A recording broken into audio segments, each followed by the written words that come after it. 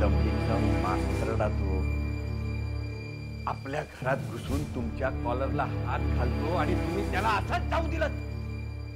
अजूनही सांगा साहेब, त्याच्या घरातून उचलून त्याची धिंड काढतो. माऊलीच्या दरबारात शपथ घेतली होती, पुन्हा ह्या मार्गाला येणार नाही. पण या हरामखोराला निजवायचं असेल तर मी माझी शपथ मोडायला तयार आहे. परमेश्वर, अरे एवढा काय रागवतो? विसरतो राग. आणि आता मी सांगतो त्या नंबरवर फक्त फोन लाव आणि सांगतो त्या माणसाशी सांगतो तेवढंच बोल. राग मलाही येतो रे, पद्धती वेगळ्या असतात. लाव नंबर लाव 98201.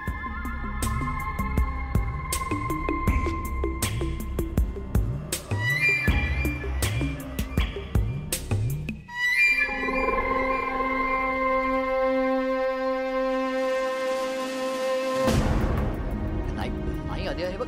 अरे कसं शक्य? हे बघ, यशवंतराव साहेब हे असं करणं शक्यच नाही. अच्छा, म्हणजे तुला त्यांच्यावर कॉन्फिडन्स आहे आणि आमच्यावर? अरे कॉन्फिडन्सची गोष्ट नाही आहे आधी, जरा लॉजिकली विचार कर ना. बघ, यशवंतराव साहेब हे सगळं करून काय साध्य करणार होते? त्यांना आपला वाडा विकत घ्यायचा नाहीये हे त्यांनी आधी आपल्याला सांगून टाकलंय ना. अरे पण भाई, हे बघ, आधी हे सगळं आता फोनवर बोलत बसायला नको आपण. मी आत्ताच्या आता घरी येतो.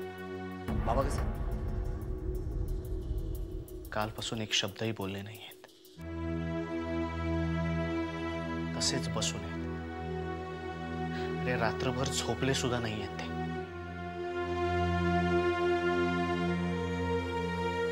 काय माहित तिथे काय झालंय. हे बघा, आधी हे सगळं आपण शांतपणे सॉल्व्ह करू. हा, मी घरी येतो लगेच.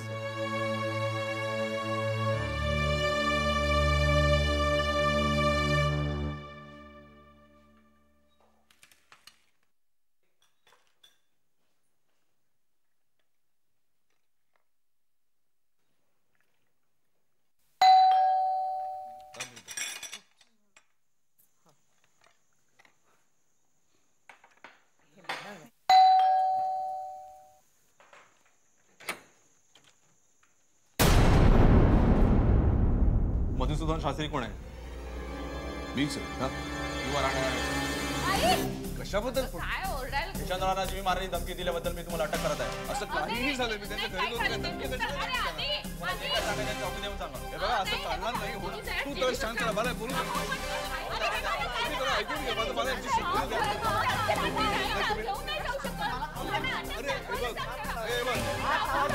अरे मला त्याच्याशी बोलू दे जरा. मला काही अरे हो, तुम्ही हात नाही करून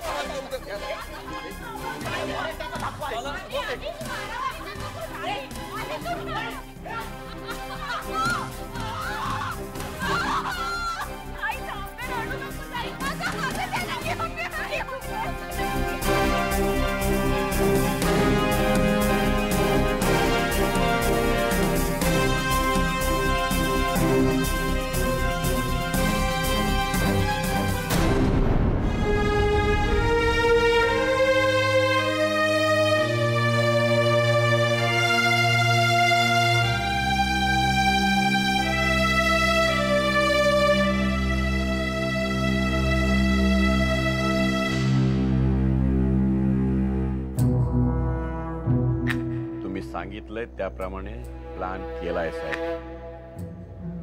पोलीस त्याच्या घरी येवाना पोचले असतील.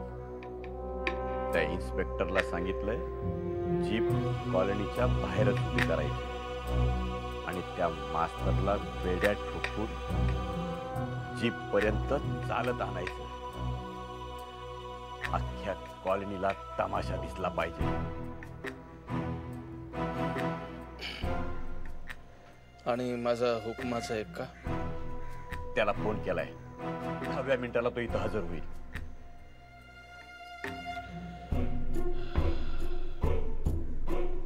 वाईट झालं. बिचारा मधुसूदन शास्त्री.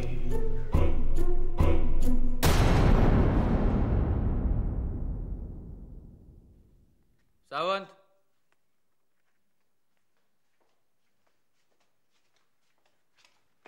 Yes sir. त्यांना पाठवा तुम्हाला. साहेबांनी तुम्हाला बोलवलं.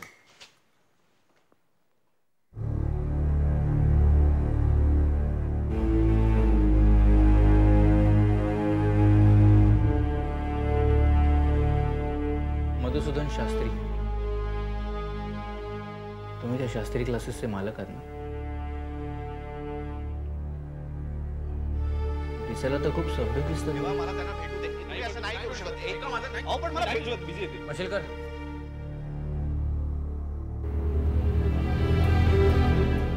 थँक गॉड इन्स्पेक्टर भोसले तुम्ही आहात. सर आदिनाथ शास्त्री, तुम्ही इथे काय करताय? हे माझे वडील Madhusudan Shastri. Oh I see. हे बघा sir, my father certainly doesn't deserve this. नाही, मला मान्य आहे की त्यांच्यात आणि यशवंतरावांच्या मध्ये भांडण झालं होतं. ते त्यांच्या घरीही गेले होते. एक दोन शब्द अधिकपणे तोंडातून निघाले असतील, पण याचा अर्थ असा नाही की त्यांना गुन्हेगार ठरवून त्यांच्या हातात बेड्या घालून इथे पोलीस स्टेशनला आणणं.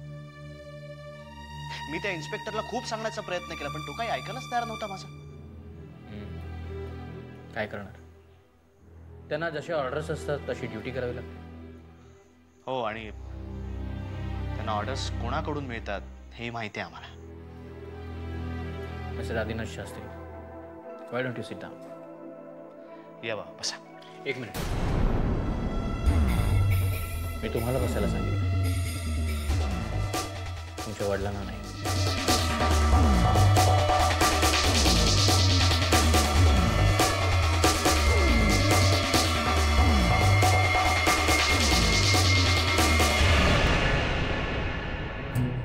किती वर्ष ओळखतोस तू मला? 5, 7. हो साहेब.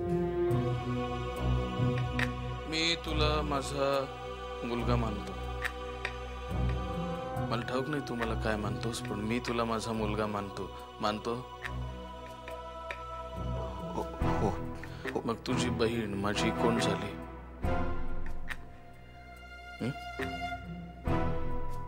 सांग ना, तुझी बहीण माझी कोण झाली? स्वतःच्या मुलीच्या अब्रूवर हात टाकता का कोणी?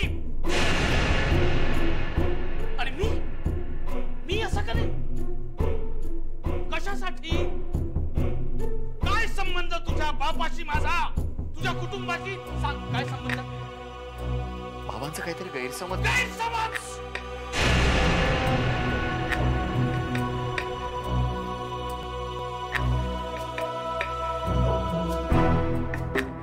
तुला माहितीये, जुनी म्हण आहे, कावीळ झालेल्या माणसाला सगळं जग पिवळं दिसायला लागतं. तुझ्या बापाला कावीळ झाली संशयाची, इनसिक्युरिटीची.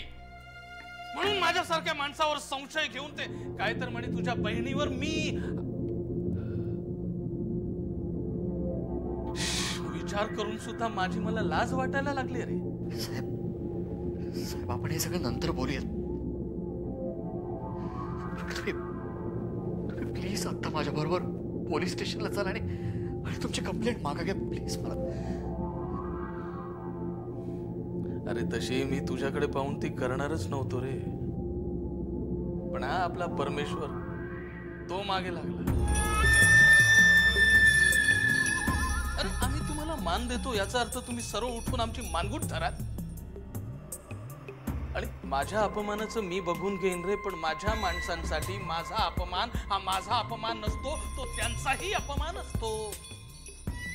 काय उत्तर देऊ मी त्यांना? तूच सांग, मी काय उत्तर देऊ? काय उत्तर देऊ? सगळं कळतं, सगळं मान्य आहे मला. वाटलं साहेब, मी प्रत्येकाची माफी मागायला तयार आहे, पण तुम्ही प्लीज आता माझ्या बरोबर.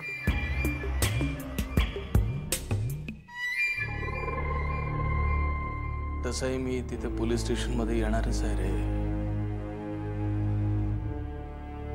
कारण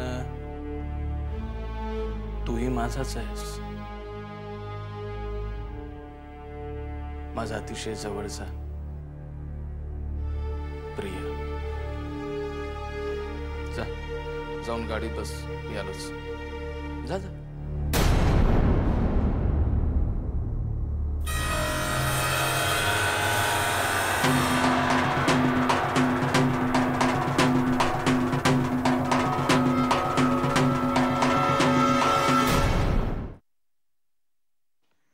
पण इन्स्पेक्टर साहेब, तुम्ही हे का विसरताय की काही दिवसांपूर्वीच मी त्या यशवंतरावची कंप्लेंट घेऊन तुमच्याकडे आलो होतो.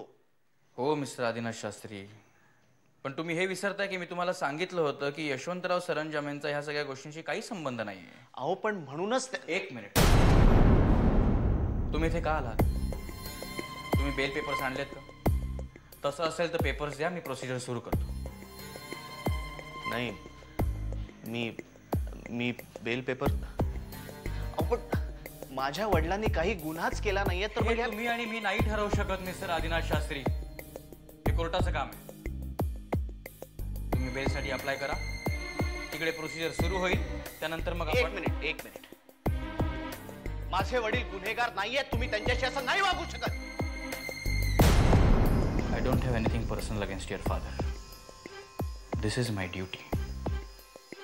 हा, आता यशवंतराव सरंजामे स्वतः जर इकडे आले, त्यांनी ही कंप्लेंट मागे घेतली तर काहीतरी होऊ शकतं. पण I am not interested in speaking to you. You may leave. किती पैसे खाल्ले मिस्टर भोसले?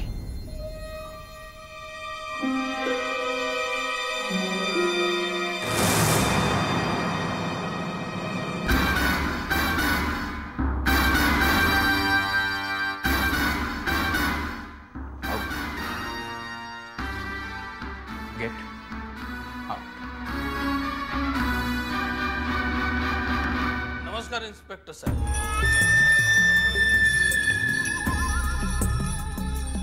माझं नाव यशवंतराव सरंजामे.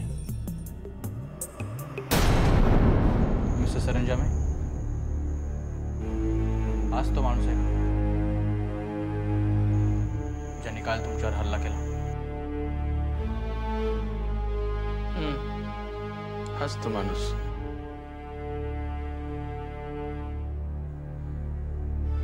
साहेब, मला दम्याचा खूप त्रास आहे. काल संध्याकाळी मला अटॅक आला होता दम्याचा. त्यात हा माणूस तुला जीवे मारून टाकीन, तुझे कपडे फाडून टाकीन, असं काही तोंडाला येईल ते बरळत होता. हो, मी बोललो, पण मी फक्त बोललो. मान्य करतो, पण यांच्या माणसांनी माझ्या गळ्यावरती सुरी ठेवली, त्याचं काय? त्या माणसाला तुम्ही अटक का नाही केली? मिस्टर यशवंतराव, कोणाबद्दल बोलतात हे? मला काय माहिती, त्यांनाच विचारा. सारसूतपणाचा आ म्हणू नकोस, हरामखोर. मिस्टर मधुसूदन शास्त्री, तुम्ही पोलीस स्टेशन मध्ये उभे आहात, लक्षात ठेवा. अरे यांचाच माणूस होता तो. असा उंच होता दिसायला तो, आणि कपाळावरती असं बुक्का लावत होता. त्याचं नाव वगैरे मला माहिती नाही, पण तो त्यांचाच माणूस होता. परमेश्वर.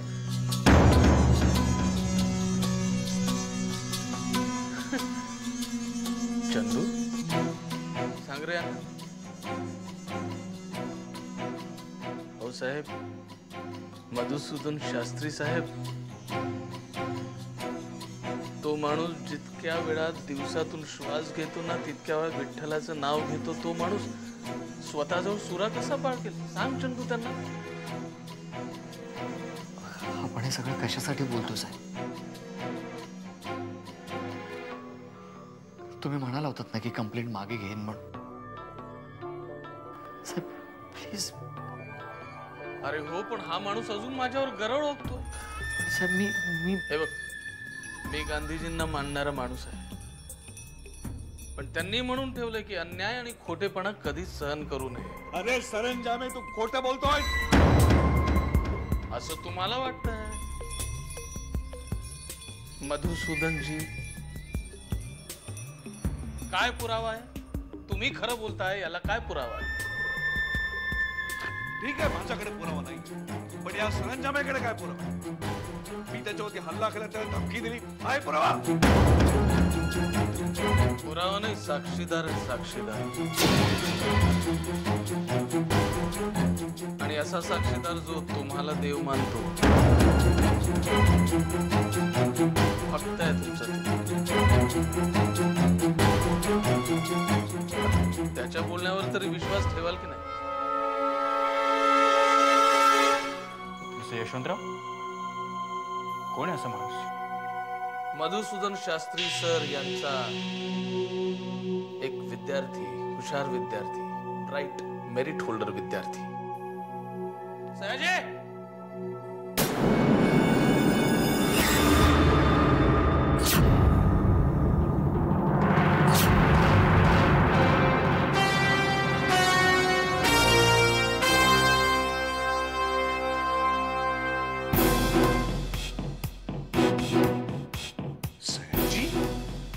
इन्स्पेक्टर साहेब,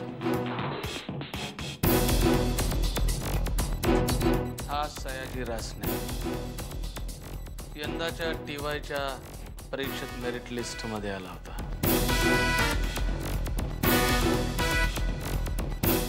मधुसूदन शास्त्री सरांचा फेवरेट स्टुडंट. त्यांच्या क्लासमध्ये हा पार्ट टाइम जॉबही करायचा. काही कारणाने तो जॉब त्याने सोडला की त्याला काढून टाकला. जाऊ दे, तो प्रश्न महत्वाचा नाही. नाही, पण मिस्टर यशवंतराव, या मुलाचा इथे काय संबंध? मधुसूदन शास्त्री जेव्हा माझ्या घरात शिरले तेव्हा हा सयाजी तिथेच होता. अरे खोटं बोलतोय हा. Will you shut up?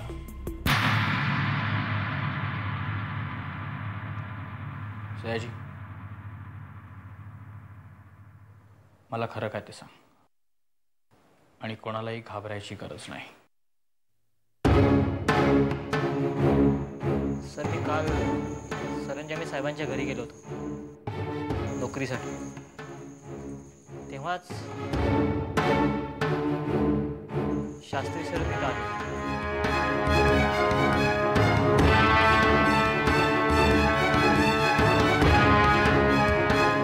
Sayaji, are you sure? तेव्हा तुम्ही तिघेच तिकडे होता, अजून कोणीही नव्हतं? म्हणजे तो परमेश्वर? नाही साहेब, त्यावेळी सरंजामे साहेब, शास्त्री सर आणि मी, आमच्या तिघांनी व्यतिरिक्त कोणीच नव्हते.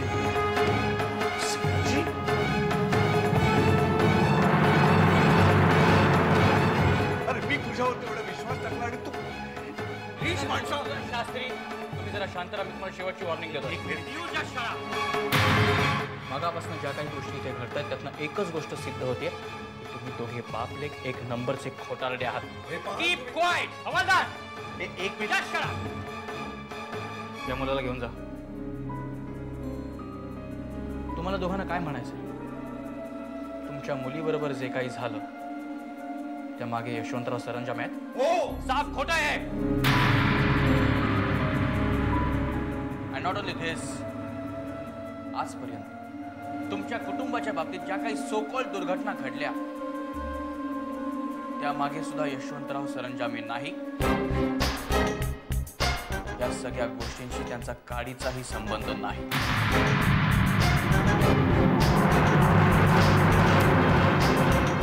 हे मी तुम्हाला आधी सुद्धा सांगून झालंय मिस्टर आदिनाथ शास्त्री.